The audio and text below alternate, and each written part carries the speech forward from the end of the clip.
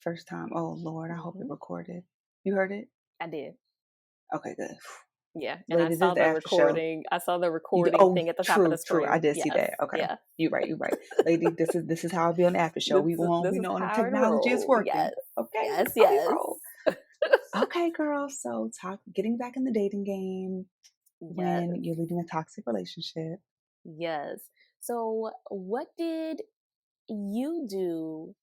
Like how? Like when you think about now, maybe this Mhm. might be a little too much in your business, but Okay. when you and your husband started dating, right? Yeah.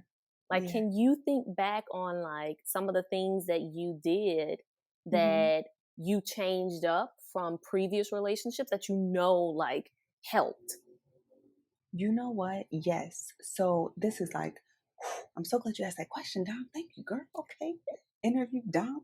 All right. So right before my husband and I met, I was in this toxic relationship. Oh my gosh. And for me, after the relationship, I I sort of became a rebel in a way. Like I like became more promiscuous and I started like drinking and smoking more. I just kind of went off like I went to a total opposite side of the I don't know spectrum. I was like Hmm. super like good girl, and then I was just like fuck this. I'm gonna just wild Yep, out, that happens. That's and the yeah. baby's up. So Dom, let me just go ahead. All right, I'm gonna pivot. I'm gonna tell you the story after, but you tell me your story, and then I'll be right back. Dom, Okay, this is real life happening this right is now. I this knew is she was real gonna life. get it. Yes, Yes. I'm listening, girl. I can hear you. So what I started doing was I really tried to take stock of what I wanted. But what I realized was that what I wanted was not really in alignment with who I really was, right? Like I was like, okay, well, I'm gonna go within and I'm gonna think about what I need and and what I want. And I was like, it was in this space of what does society say I should have, right? Like when I think about it now, it's I was focused on what society said I should have or what friends and family wanted for me and not necessarily what I truly wanted, right? And so I think that I wasn't necessarily dating with purpose that was in alignment with me. I was dating with purpose of who's going to be the husband. But I wasn't truly ready to be married. And so I dated a few folks and I was doing the things, right? Like I was communicating what it was that I wanted. I Right. was listening to what they said they wanted. And if you, What they lady, said they wanted. if you watching us, you see me doing these air quotes of what they said they wanted, right? Mhm. And it turns out, like in both of those instances that I'm thinking about, like those relationships didn't work out Yeah. because I wasn't pursuing based on what was really within me of what I really wanted, right? Wow. Like I was pursuing with yes, I'm dating to have a husband. Mhm. And but in reality at that time, I didn't truly want that. Yeah. Like I wasn't ready for that. I feel like so many people can resonate with that, Dom. Like you're dating for other people. And like what you Yes. said, you dating for what your family and friends might want for you. You're like, I ain't trying to get married. I'm out trying to have fun. But they want me to get married. So let me go ahead and look for I had another friend tell a story that was similar. So yeah, girl, it's so deep, right? It And I mean, just to kind is. of circle back so I don't forget, Yes. what I Hmm. was telling you was I got out of this toxic relationship and I started to wow out. I was just like I was out here, okay? You gonna And tell that I story to Zara when she gets older and she's listening I to sure us am, right girl. now? I Yes, sure am. girl. Like, daughter, let me tell you what mommy did, okay, girl? Yes. And make sure she got the game so she don't have to hear it from no friends. You gonna get it Right? from the source, okay? But Yes. no, I just, girl, I was just kind of buck wild for buck wild according to like my standards. Yeah. And then because I been in a relationship where someone was, in my opinion, he has some narcissistic vibes and was very controlling, very jealous. Um, didn't want me to do anything. I mean, just so extra.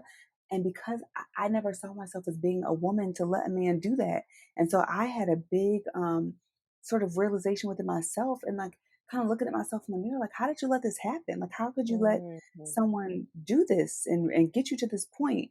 You know, I had like cut off a lot of friends in my support system because he wanted me all to himself. And so when you think Yeah. about the love bombing, that love bombing stage Yes. was Mhm. amazing. And then after they get you in, then they change up. So that's Change what up. happened. Mhm. And I say all that to say, when my husband and I, met, and even when I met other guys around that time, I was on it with the red flags. I was like, "Nah, motherfucker, you're not about to get me. You're not Right? about to get me. You got me once, hell no." Not So I happening had very again. not happening again. So I had certain standards that I did my best to articulate based on like who I was and the tools that I had then. But the other thing I want to say down before I pass it back to you is that my husband was already very established. He had already written books. Mm. He was already a like established professional. He was already, knew who he was, and I was still finding myself. So what I Ah, did was I tried my best to prolong us being together because he was kind yeah, of of pursuing, course. you know, and I was just kind of Yeah. like, I was kind of like, yeah, I kind of want to be friends and hold off on that because I did not want to get wrapped up in who he was. I Yeah. wanted to make sure that I felt super solid. And I had like the things that I'm doing today, I had that vision back then, but I never wanted to be in a situation where like someone felt as though they were the reason that I accomplished certain goals. I wanted to make sure I Yes. was clear on, I'm independent. I want to do these things. I appreciate you and I'll ask for help if I need it. But I'm doing this stuff for me. Does that make sense? Yep. Total sense. So that was Yes. what I did differently after leaving the toxic relationship. I think that's important. That Yeah. that I mean that hits on our all of our goals, right? Of like when you Yeah. get back in the dating game, right? Like you knew your goal, Hmm. you gave him clear communication, like, hold up, buddy, slow it down a little bit. It We may not have been super clear, but it was the best I could at do that at that time. time, right? Like Yes. there was communication. You Yes. listen to your body, right? Like Mhm. and you spend time getting to know him. Exactly. And because you were also even while you were simultaneously trying to learn him for who he was, you were also Mhm. taking in information to make sure that he wasn't checking off any of those red flags. Exactly. Exactly.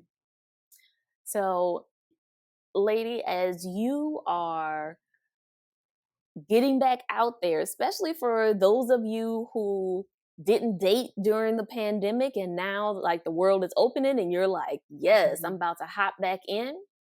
Yes. Think about these tips, right?